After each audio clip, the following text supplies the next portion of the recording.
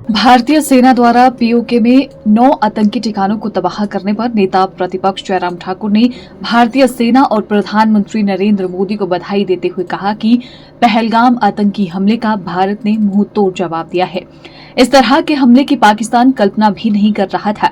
जिन बहनों का पहलगाम में सिंदूर उजाड़ा गया, उसका बदला लेने के लिए भारतीय सेना ने सिंदूर ऑपरेशन कर आतंकियों को तहस नहस कर दिया और पाकिस्तान अब बौखलाहट में है।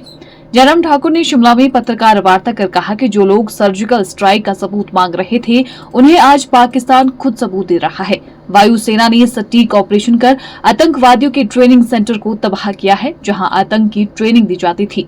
वायुसेना ने पाकिस्तान में 100 किलोमीटर अंदर घुसकर 9 ठिकानों को अपना निशाना बनाया है, जिसके लिए भारतीय सेना और प्रधानमंत्री नरेंद्र मोदी बधाई के पात्र हैं। सबसे पहले तो मैं बधाई देना चाहूंगा देश के हमारे यशस्वी प्रधानमंत्री जी को कि जो बोला था वो भरोसे के साथ लोगों ने अब देखा है। 22 अप्रैल को जिस जघन्य घटना को अंजाम दिया था आतंकवादियों ने पहलगाम की उस धरती पर, जहां देश दुनिया के टूरिस्ट घूमने के लिए आते हैं, आनंद के लिए आते हैं, परिवार के साथ आते हैं, वहां निर्दोष लोगों की हत्या की थी। और ये पहली बार ऐसा वाक्य देखा गया था जहां धर्म पूछ पूछ करके गोलियां चलाई गई थी।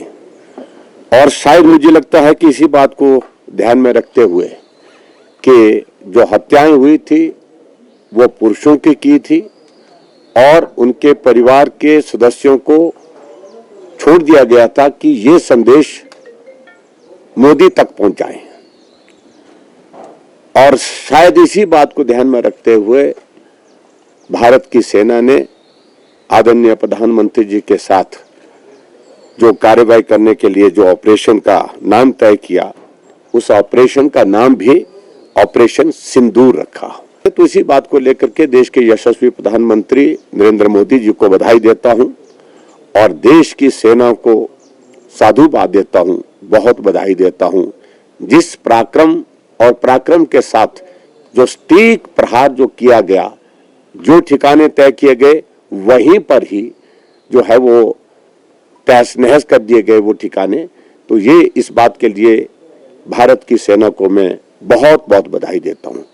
मैं सिर्फ इतना ही कहना चाह रहा हूं आज के इस छोटी सी ब्रीफिंग में कि पूरा देश इस हमले में जो पाकिस्तान के ऊपर किया गया है, टेररिस्ट सेंटर्स के ऊपर, देश की जनता साथ में है।